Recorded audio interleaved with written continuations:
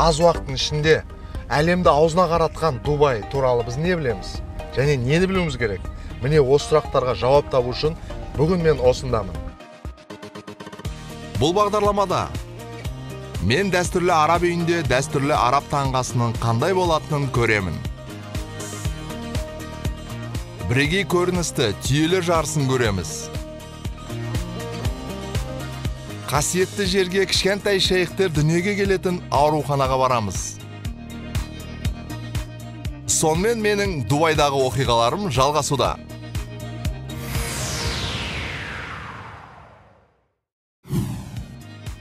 Әр қазақ біледі ғой, ең дәмді және пайдалы таңғас ол біздің елімізде. Ағылшындардың таңғастары қалай басталатынын білеміз. Овсянка, сәр. Құрметтейміз, бірақ қызғанбаймыз. Джеммен бірге француз круассандары бізге де таныс. Қазақ үшін ол жеткіліксіз аз болады, аш қаласын. Ал арабтардың таңғастары мен үшін әлі күнге дейін құпия. Бүгін гастрономиялық тосын сый болатын сияқты мені достарым қонаққа шақырды. Дәстүрлі араб үйдегі таңғас Хадия мен оның серіктесі Мұхаммедтің жеке бизнесі. Мәшінемен тез жетіп қаламыз. Мұндағы жолдар жүргізуші үшін үлкен сыйлық.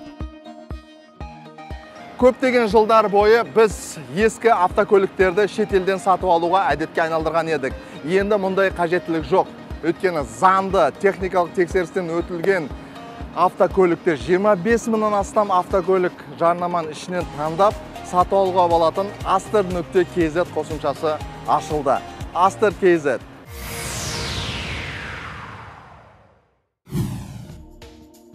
Достар, таңғы 7:25, далада 50 градус ыстық, соған қарамастан бағдарлама сүріп жатырмыз.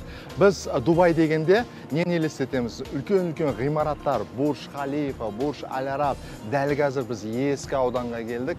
Бұл дуалдар енді білмеймін қанша жыл, бірақ 100 жыл тұрған үйлер. Арнайы осы тарихи ескі үйлерді қалдырып қойған. Естелік үшін бірге барып арабтардың тынысын. Таңғы уақытқа қарамастан, мына үйлердің біреуінде бізді күтіп отыр. Алейкумассалам. Мұхаммед мырза, Хадижа ханым, шақырғандарыңызға көп рахмет. Жалпы бұл қазақ телевизиясына арналған бағдарлама. Уақыттарыңызды бөлгендеріңізге көп рахмет. Жалпы біз таңғы асқа келдік. Осылай арабтар дәл қазіргі кезде осылай таңғы ас іше ме, жоқ, бұл ежелгі дәстүр ме? Бұл біздің дәстүріміз. Кез келген тамақтану бұрынғыдай отырып өтеді. Адамдар жерге отырып, барлығы бірге тамақтану үшін жиналады. Хадиджа ханым жалақысы жоғары жұмыстан шығып, өзінің Meet the Locals, жергілікті адамдармен кездесу атты компаниясын ашты. Бұл бизнес әлі үлкен пайда келмейді, бірақ бұл жердің дәстүрлері ұмытылмайды, ата-бабалар мұрасы жойылмайды деген үлкен үміт береді. Бүгін сіз нағыз эмираттық тағамнан дәм татасыз. Сіз таңғы асқа жейтін түрлі тағамдарды көре аласыз. Біз сізге бұл тағамдардың қалай аталатынын, қай уақытта оларды жейміз, оларды қалай жейміз және тағы басқасын барлығын айтып береміз. Мен үшін кез келген мерекеде тек не жейтім ғана емес, кіммен бірге және қайда тамақ жейтім де өте маңызды. Компания бүгін керемет. Бұл жер өздері айтқандай атмосфералық. Маған бұл жерде өте жайлы. Хадижа ханым, осы ғимарат туралы айтып кетсеңіз, қателеспесем, бұл ескі арабтардың үйі, дәл қазіргі уақытта бұл туристерге арналған мейрамхана. Біз қазір сіздермен бірге тұрған үй, бұл менің тәтемнің үйі. Бұл жер туралы сиқырлы естеліктерім бар. Мен кішкентай кезімде әр демалыс сайын немере ағаларымызбен осы үйге ойнауға келетінбіз. Сондықтан бұл үй мен үшін өте жағымды естеліктермен байланысты.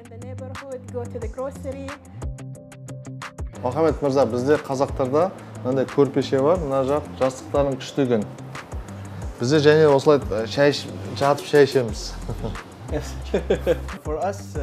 Біздің мәдениетіміз хаттамамен қатаң реттеледі. Орталықта өз құрметімізді білдіру міндеті тұр. Сондықтан кейде бұл сіз кіммен бірге болатындығыңызға байланысты. Егер сіз достарыңызбен отбасыңыздың ортасында болсаңыз, онда сіз жата аласыз. Егер сіздің қасыңызда үлкендер болса, онда сіз отыруыңыз керек. Сізде қонақ болса, онда сіз өзіңіздің құрметіңізді білдіре отырып, біркелкі түзетумен отыруыңыз керек. Қонақтарды кофемен, күндермен қарсы алады және кофемен, күндермен бірге шығарып салады. Үйлену тойында кофемен күндер беріледі. Кофе өте маңызды. Мен елестете алмайтын, біздің мысалға ауылда әжелеріміз айтса да, ал енді отырып өзіміз кофе ішейік. Бұл кісілер тек қана кофе ішеді, біз шай ішеміз. А сіздерде шайды кім қояды? Ер адамдар қоя ма, әйел адамдар қоя ма? Екеуі де, айырмашылық жоқ. Біздің мәдениетіміз әртүрлі. Сондықтан ер адамда, әйел де шай құя алады. Шай ішіп жатқанда үстелде ұлттық араб тағамдары пайда болды. Осылайша Дубай тұрғындары 50 жыл бұрын байып үлгермеген кезде тамақтанған. Көптеген адамдар бұл қарапайым, бірақ дәмді тағамға деген ностальгияны сезінеді. Сондықтан Хадиджа мен Мұхаммедтің мейрамханасы өркендейді. Мен бұған сенемін. Бұл таңғы асқа арналған негізгі тағам. Біз оны риюк деп атаймыз. Мұнда біздің танымал таңғы ас. Қызанақ пен жұмыртқа, тәтті вермишель. Аздап тәтті вермишельдің дәмін теңестіру үшін тұзды омлет қосамыз. Бұл әмірліктердегі ең танымал таңғы ас. Бізде нанның көптеген түрлері бар. Француз багетіне ұқсас нан бар, бірақ диаметрі кішірек және қытырлақ. Бұл тағам құймақ сияқты, кілегейлі ірімшік, бал, сироп құйып аласыз. Сіздің талғамыңызға байланысты. Мұхаммед, қалай бастау керектігін көрсетесің бе? Бұрын біз қолмен жедік, қазір шанышқы мен қасықты қолданамыз. Мен сізге тілімді табаққа саламын. Нанмен немесе жұмыртқамен жеуге болады, немесе сіз қалағандай ештеңесіз. Бұл бізде не?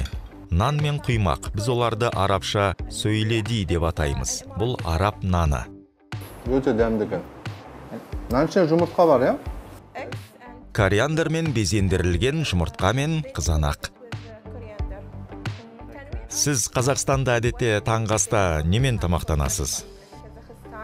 Әйелім не дайындайды, соны жеймін. Рахмет, өте қуаныштымын. Сіздерге көп рахмет. Мен бірінші рет арабтармен бірге таңғы аста отырмын. Сіздерге көп рахмет. Өте қуаныштымын.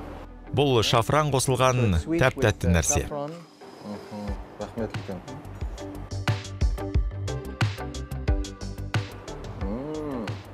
Before in the desert, it was very difficult to have store fresh items. So usually our cuisine is very based on dry items. Өте дәмді, бір қант қосылған сияқты, немесе бал қосылған сияқты. Арабтардың таңғы асы өте ерекше екен. Қазақстанда қазы болса, бізде түйе бар. Біз түйе етін жейміз. Рас па? Я, бірақ таңғы асқа емес. Мен түйе етін жеп көргім келеді. Біз түйе жарысына барамыз. Сонда жеп көрсеңіз болады. Түйе жарыста жеп көреміз бе? Жүгірген түйенің етін жейміз бе сонда? Ең соңында жүгіргенді жейміз. Рахмет, уақыттарыңыз бөлгендеріңізге рахмет. Ас өте дәмді болды. Енді түйелер жарысында кездескенше. Рахмет. Бізбен бірге уақыт өткізгеніңіз үшін рахмет.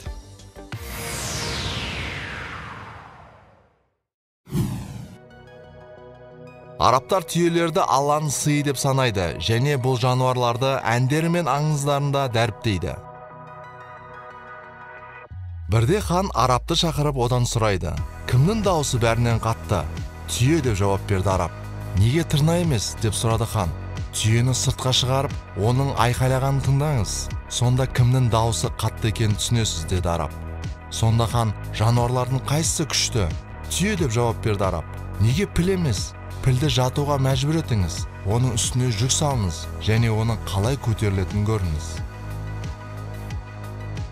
Бұл ерекше жануар 45 күнге дейін жемеуге және ішпеуге қабілетті. Түйе күніне 40 шақырымға дейін жүре алады, 250 келі жүк көтереді. Сонымен қатар, жолын сонында ол басында жүрген жылдамдығын жоғалтпайды. Жоғары сапалы бәйге түйесінің бағасы $1,000,000 жетуі мүмкін. Алайда Дубайда көптеген адамдар түйе сатып алғанда ақшаға қарамайды. Мен дәл қазір Дубай қаласында Royal Camel Racing Clubқа келдім. Бұл стадионда түйелер жарысы өтеді. Жүріңіздер бірге тамашалайық. Өте қызық болады.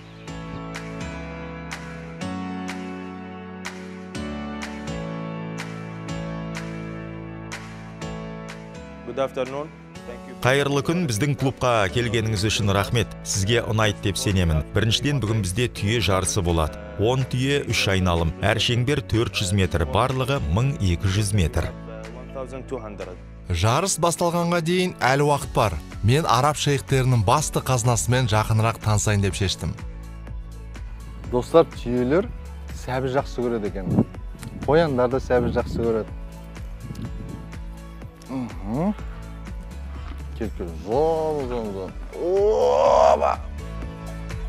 Айтпақшы, Дубайдағы осы шөл кемелерінің арасында сұлулық байқауы өтеді екен. Қазылар алқасы түйелердің мойнын бүгілуін, аяқтарының ұзындығы мен беріктігін, кеуде қуысының дөңгелектену дәрежесін мұқият бағалайды. Бірақ ең бастысы шөлді жылқылардың сүйкімділігі әрине. Шынымен де түйелер байқауға қатысатындай бар екен. Көздері өте әдемі, және де түйелердің кірпіктеріне көп мән береді екен қазылар алқасы. Достар, қазір өзіміз байқауын ұйымдастырамыз. Сұлулық байқауы. Менің ойымша ең әдемі түйе мынау сияқты. Сіздерге қалай? Қазақстанда түйелер көрдіңіз бе жалпы? Әрине. Қазақстанда, Қызылорда облысында, Маңғыстауда өте түйелер көп. Бірақ енді Алматыда өмір сүріп жатқаныма 20 жыл болды, сондықтан да кәдімгідей қорқыныш бар, артымнан бір тістеп алатын сияқты. Алайда трибуналарға баратын кез келді, жарыс басталайын деп жатыр. Достар, дәл қазір Дубайда түйелер жарысы басталайын деп жатыр. Мен қолымда осындай пульт, енді рация ғой, білмеймін қалай істегенін.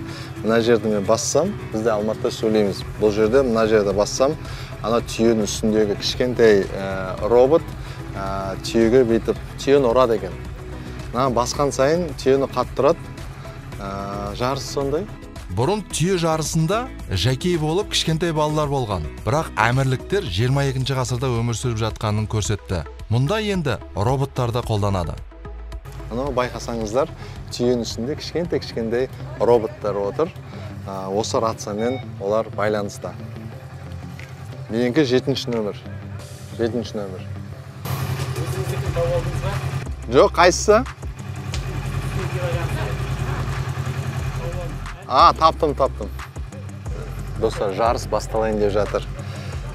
Кейбір түйелер қатысқысы келмей тұр. Кетті, жарыс басталды. Біздікі 7-ші нөмір. 7-ші нөмір. Басқан сайын тез жүгіреміз. Кетті.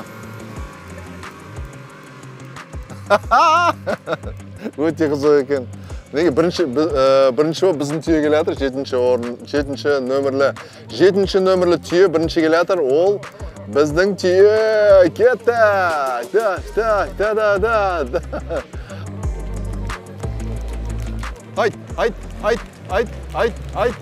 Айт. Достар, жарыс өте қызық болып жатыр. Қазір екінші айналымға кетті. Біздің түйе 2-ші орында. Жаңа біз 3-ші орында аяқтадық.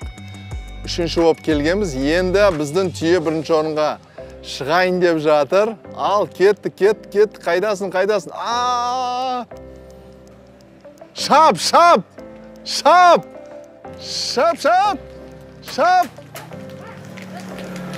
3-ші айналым басталды, біз 2-ші орындамыз. Әр түйенің үстінде кішкентай робот бар, роботқа кішкентай шыбық байланған. Мінекей, біздің түйе дәл сол жерге келген кезде қат жүгіреді екен. Мінекей, келді. Қайтадан кешікті. Шап. Number 7. 7-4. 7-2. О жерден ба? Thank you. Біз 2-ші болып келдік. Бірақ мен түсінбей қалдым. Не бар ма? Photo finish. 7 number 1. No. Second. Ойбай, мен өзімнен мұндай шапшандықты күтпедім. Түйенің орнында шабатын едім. Біріккен Араб әмірлігінде түйе жарыстары жергілікті тұрғындардың мақтанышы болып табылады.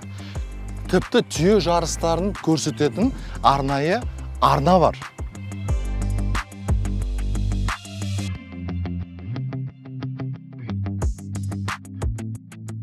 Достар, мен біздің отандасымыз Карина Чидяроваға қонаққа барайын деп едім. Бірақ 40 градус ыстықтан немесе құмарлықтың ыстығынан білмейм, температурам көтеріліп сырқаттанып қалдым. Несі керек, менің құрбым Ольганы Каринаға барып, менен сыйлықтар беруімді сұрадым. Өзім президенттік нөмірде бір күн емделіп алайын.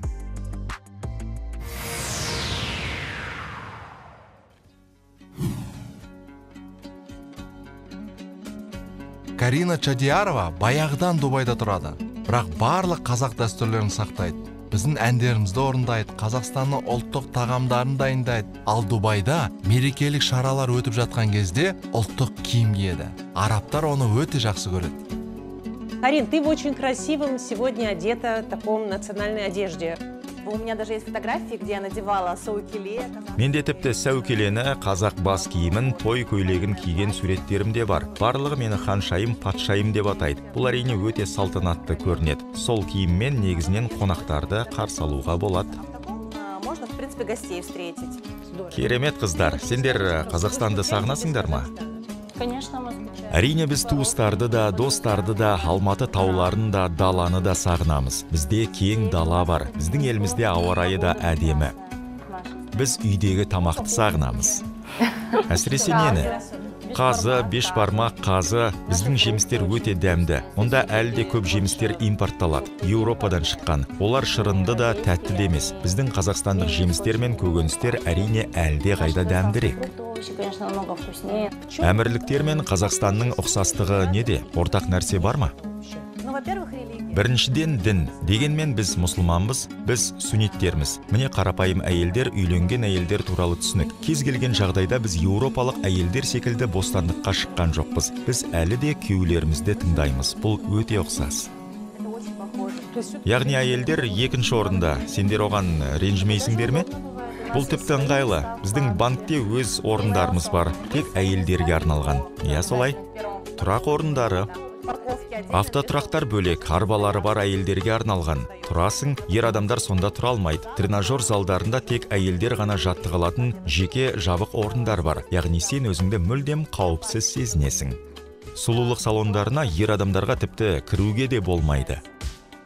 Қазақстанда өз артықшылықтары бар. Екі мемлекетте зайырлы, бірақ мұнда өте дәстүрлі. Мысалы, мұнда бірнеше әйел алуға болады. 4 әйелге дейін. Қазақстанда бұған заңмен рұқсат етілмейді. Бірақ тағы да егер сіз 4 әйел алғыңыз келсе, онда сіз олардың барлығын қамтуыңыз керек. Оларға үйді бірдей сатып алыңыз, бірдей қамтамасыз етіңіз. Балалары бірдей білім алу керек. Яғни сіз бір әйелге гауһар, ал екіншісіне сабан сатып ала алмайсыз. Олай істеу мүмкін емес. Оля, Қазақстан дәстүрлері бойынша сені біздің шағын дастарханымызға шақырамыз. Ал құрметті қонақ әрқашан ең жақсы жерге отырғызылады. Рахмет, Карина, сендерде Дубайдағы Қазақстан сияқты. Ал сендер осындай сұлулықты дайындадыңдар. Нұрлан Қоянбаевтан мұндай сұлулықты күтесіңдер ме? Біз кез келген қонақты ашық қолмен қарсы аламыз. Біз қонақтарды өте жақсы көреміз. Карина, сен бәріне үлгересің. Сенде 3 бала бар, сонымен бірге әрқашан әдемісің. Барлық қазақ әйелдері осындай ма? Меніңше дегенмен бұл генетика. Көптеген адамдар менің жасым қанша деп сұрайды. Міне қыздар бізге өз жасын бермейді. Кейде тіпті құжаттарымызды тексереді. Біз мекемелерге барған кезде, менің ойымша бұл Орта Азияның генетикасы. Дегенмен қазақстандық әйелдер, олар Дубайда да қазақстандық әйелдер. Сендер әлі де өз мәдениетіңнен не сақтадыңдар? Менің ойымша бірінші кезекте балаларды тәрбиелеу. Қыздарға жақсы тамақ дайындауды үйретесіңдер ме? Міне мен сендер барлығың қолөнершілер екендеріңді білемін. Әрине, әрине біз үйретеміз. Бізде жас үлкен, 8 жасар қыздар бар. Олар қамыр илеуді, чебурек жасауды біледі. Дастархан жаюды міндетті түрде. Олар қонақтарды қарсы алуды өте жақсы көреді. Мүмкін бұл да қиын, өйткені біз қонақтарды шақыруды жақсы көреміз. Қонаққа баруды жақсы көреміз. Үйде адамдар көп болғанын жақсы көреміз. Яғни біз мұндай әлеуметтік социалды өмір салтын жүргізуге тырысамыз. Меніңше Дубайдың күші бірлестікте. Мұнда бәрі бірге. Үнділер, қытайлар, американдықтар, орыстар, қазақтар, француздар. Біз мұнда бөліспейміз. Міне бұл керемет. Қазақстанда да солай. Өте ұқсас, дәл осы жерде көптеген этникалық ұлттар тұрады. Бірақ сонымен бірге біз өзімізді үйде сезінеміз, Және бәрі дос. Біз Қазақстанда да, Дубайда да керемет өмір сүреміз.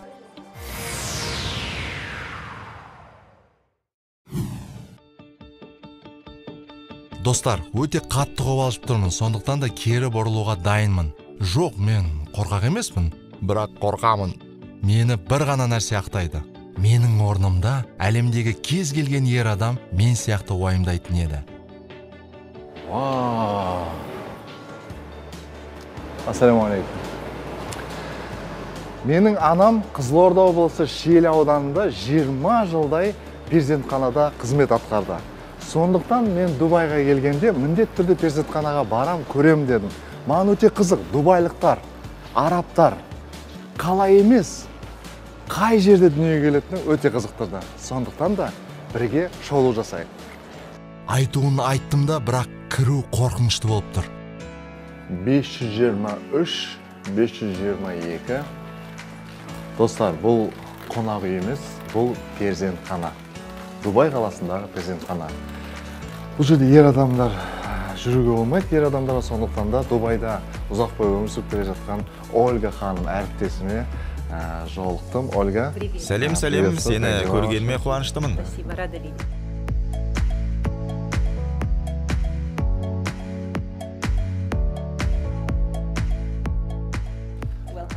Медиклиник Сити ауруханасы мен Дубайға қош келдіңіз. Рахмет үлкен. Міне менің тобым. Бұл жерде бүкіл әлемнен келген жұмысшылар бар. Барлығына қайырлы күн, барлығыңызды көргеніме қуаныштымын. Сізге суда босану өтетін бөлмені көрсетейін. Суға түскіңіз келмейді ме? Жоқ, ал біз қазір не көреміз? Қалай? Иә. Мен мұнда сендерді күте тұрамын және мәреге көз жеткізгім келеді, аты берілген кезде. Нұрлан, сен қорқасың ба? Жарайды, жақсы. Кірейік. Әзіл ғой, әзіл. Ол жерде ешкім жоқ. Біз қазір палатаны көреміз. Мәссаған, мен 5 жұлдызды қонақ үйге кірдім бе? Я, бізде қызмет көрсету және сервис 5 жұлдызға жетеді. Ер адамдарға перзентханаға кіруге бола ма? Әрине, біз оларға ешқайда кетуге рұқсат бермейміз. Олар да осында, олар жұбайларын жанында босану кезінде көреді. Біз ер азаматтарға сүйіктілерін қолдауға көмектесеміз, өйткені енді олар 3 болады. Менсіз. Жалпы Дубайда перзентханаға қандай сыйлықтар алып келеді, мысалы ойыншықтар, гүл, көбінесе не алып келеді Дубайда? Өте үлкен сақина. Бұл бірінші. Босанғаннан кейін әйелге ерекше күтім керек, өйткені олар маңызды және күрделі тапсырманы орындады. Әдетте бізде ерлерге де, әйелдерге де кішкентай сыйлықтар бар. Онда әйелдер босанған кезде сәбилерге арнайы пакеттер ғана емес, әкелерге де беріледі. Сусындар, шоколад, өмір сүруге арналған жиынтықтар бар. Содан кейін сіз ауруханадан тағы бір сыйлық аласыз. Әрбір жаңа бөлмеде бұл таңғажайып перзентхана барған сайын таңғалдырады. Сонымен бұл керемет жылы суға толы, суда босануға арналған ванна. Сондай-ақ біз ваннаны раушан жапырақтарымен себеміз. Өйткені біз барлық әйелдердің гүлдер екенін білеміз. Әйелдер бұл ваннада тыныш қозғала алады. Ондағы температура өзгереді. Жуынатын бөлмеде жас аналар музыкадан ләззат алу үшін Bluetooth динамигі орнатылған. Сондай-ақ судың түсін босануға дейін әйелдің көңіл күйіне сәйкес өзгертуге болады. Бұл арқан болашақ ана үшін қажет. Арқан оны қолдайды және босану процесінде көмектеседі. Қазақстанда бұрын мұндай дәстүр болған сияқты, бірақ қазір де қажетті. Бізде Медиклиник Сити Хоспитал ауруханасында жақсы жағдайлар мен жабдықтар бар. Бұл құрылғы су астына түседі және су астындағы балаға үнемі бақылау жасайды. Осылайша анасы бассейнде жүргенде біз баланы ести аламыз. Бұл біздің балалар реанимациялық аймағымыз. Мұнда біз баланы оттегімен қамтамасыз ете аламыз. Бірден біз баланы өлшейміз, жылытамыз. Ана мен бала бірге болады. Егер қосымша күтім қажет болса, баланы алып кетпей және басқа бөлмеге апармайды.